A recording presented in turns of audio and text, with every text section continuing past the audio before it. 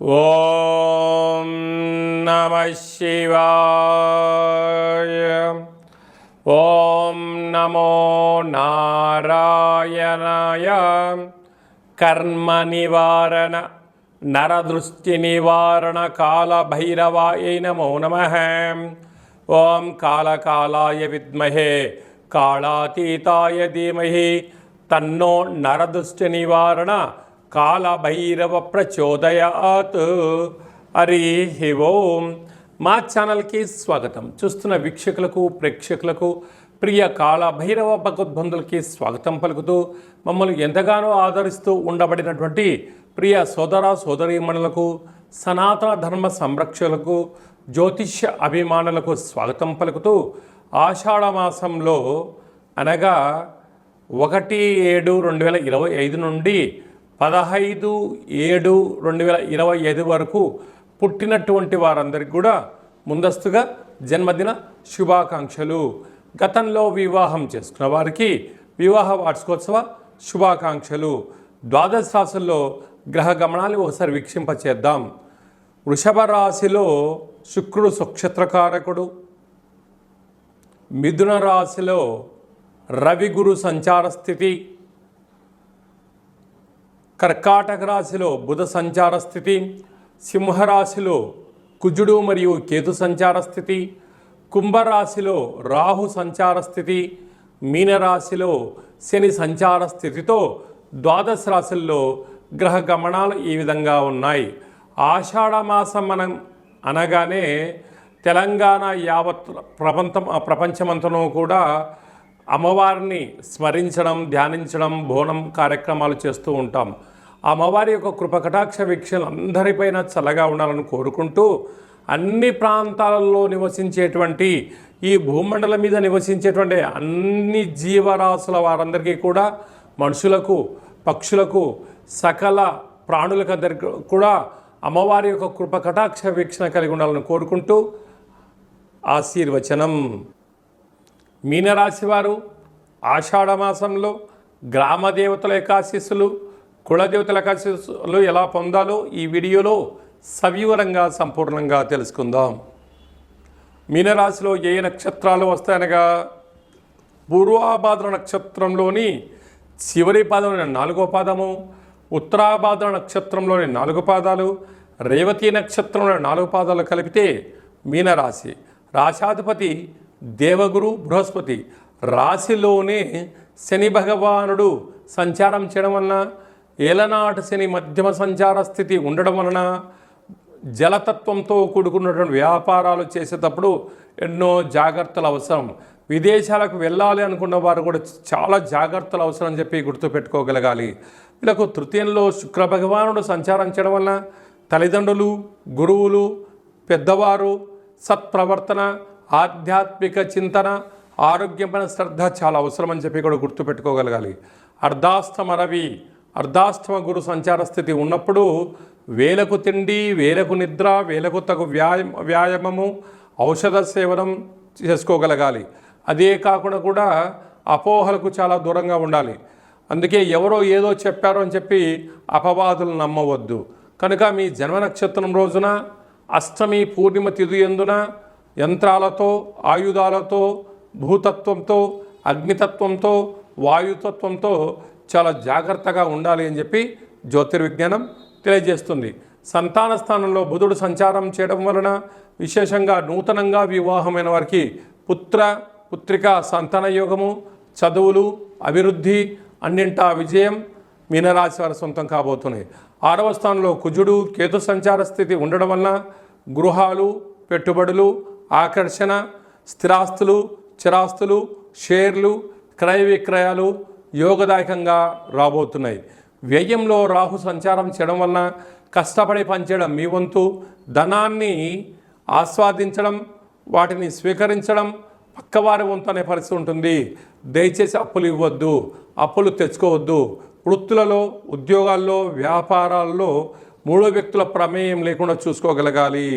అదే కాకుండా సాఫ్ట్వేర్ ఉద్యోగస్తులు, హార్డ్వేర్ ఉద్యోగస్తులు, వ్యవసాయ సోదరీమణులు, గృహ భవన నిర్మాణ కార్యక్రమం చేసేవారు, హోటల్ రంగ వ్యాపార కార్యక్రమాలు, స్వీట్ హౌస్లు చేసేవారికి చాలా శుచి శుభ్రత కూడా చాలా అవసరము. సీజనల్గా వచ్చే వ్యాధులు మిమ్మల్ని వెంటాడే పరిస్థితి చాలా అధికంగా ఉంటుంది. ఇలాంటి కాల సమయంలో అమ్మవారి యొక్క ఆశీస్సులు, గ్రామ దేవతలకు ఆశీస్సులు పొందగలగాలి అన్నట్లయితే పసుపు రంగు కలిగినటువంటి వస్త్రాన్ని సమర్పించడం, పసుపు రంగు కలిగినటువంటి పుష్పాలతో అర్చన చేయడము, గాజులను దానం చేయడము, అలాగా కూష్మాండ దీపాన్ని ఏర్పాటు చేసి బొట్టు రక్షగా పెట్టుకోగలిగినట్లయితే సకల గ్రహ దోషం తొలగి ఐశ్వర్యం కలిగి ఐశ్వర్యానికి, ఆనందానికి, అదృష్టానికి మీనరాశి వారు స్వాగతం పలకబోతున్నారని చెప్పి కూడా గమనించాలి. మనకు ఆషాఢ మాసంలో శుక్లపక్షంలో విశేషమైనటువంటి రోజులు అమ్మవారిని స్మరించడం కోసం, ధ్యానించడం కోసము ముఖ్యమైన తిథుల గురించి క్లుప్తంగా, సవివరంగా, సంపూర్ణంగా తెలుసుకుందాం. 3వ తారీఖు 7వ నెల 2025 ఆషాఢ మాస శుక్లపక్ష అష్టమి గురువారము, హస్త నక్షత్రము, చిత్త నక్షత్రము. మరియు 10వ తారీఖున ఆషాఢ మాస పూర్ణిమ కనుక అమ్మవారిని స్మరించడం, బోనం పూజా కార్యక్రమంలో పాల్గొనడం, అమ్మవారిని స్మరించడం, ధ్యానించడం, దర్శించడం వల్ల సకల శుభాలు కలుగుతాయని చెప్పి కూడా గమనించగలగాలి. అలాగనే మనము వీలైనంత వరకు ఈ యొక్క ఆషాఢ మాసం యొక్క ఆశీస్సులు పొందగలగాలి అన్నట్లయితే వీలైనంత వరకు కాళికామాతను, కాళభైరవ స్వామిని స్మరణ, ధ్యానము యోగదాయకం అని చెప్పి కూడా గమనించగలగాలి.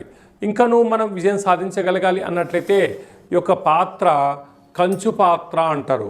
కంచు మోగినట్టు కనకంబు మోగదు గదరాసుమతి అని చెప్తూ ఉంటారు. ఈ యొక్క పాత్ర ఇంట్లో పెట్టుకొని ఇలా ఒక్కసారి శబ్దం చేస్తే ఓంకార శబ్దం రావడం జరుగుతుంది.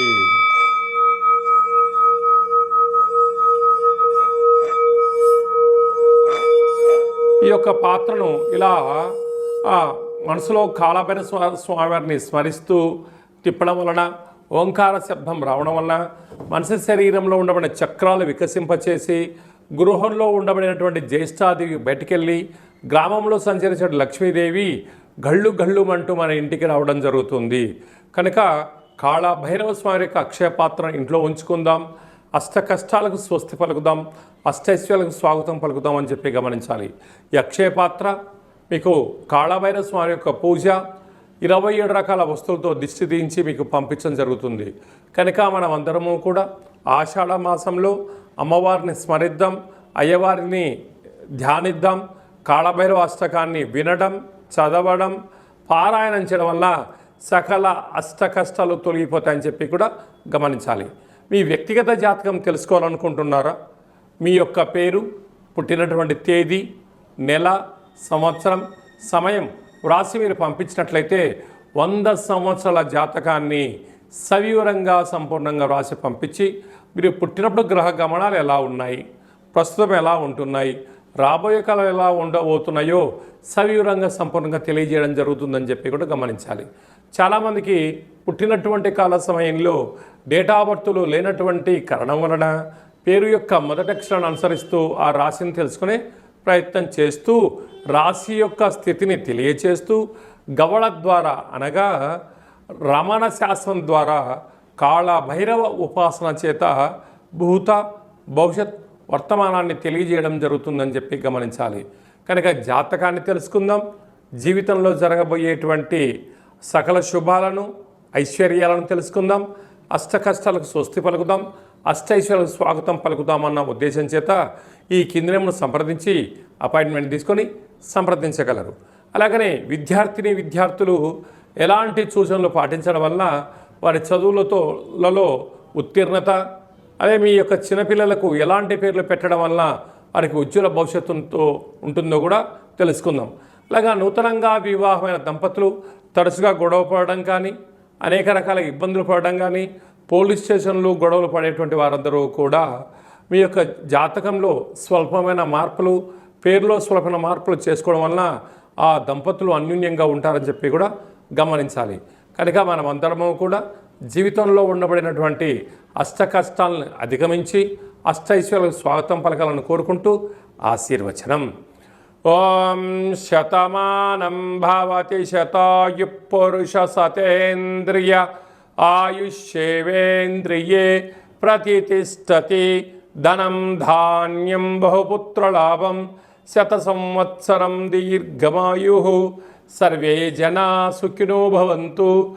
లోకా సమస్తా సుఖినో భవంతు. సర్వం శివార్పణమస్తు. సర్వం కాళభైరవ దేవతార్పణమస్తు. హరి ఓం. ఈ వీడియో మీకు నచ్చినట్టయితే లైక్ చేయండి, షేర్ చేయండి. అందరికన్నా మీ వ్యక్తిగత జాతకం ముందుగా తెలుసుకోవాలని అనుకుంటున్నట్లయితే మా ఛానల్ని సబ్స్క్రైబ్ చేసుకోండి. ఆల్ అనే బటన్ని కూడా ప్రెస్ చేసినట్టయితే అందరికన్నా మీ వ్యక్తిగత జాతకము ముందే తెలుసుకునేటువంటి అవకాశం కలుగుతుందని చెప్పి గమనించాలి.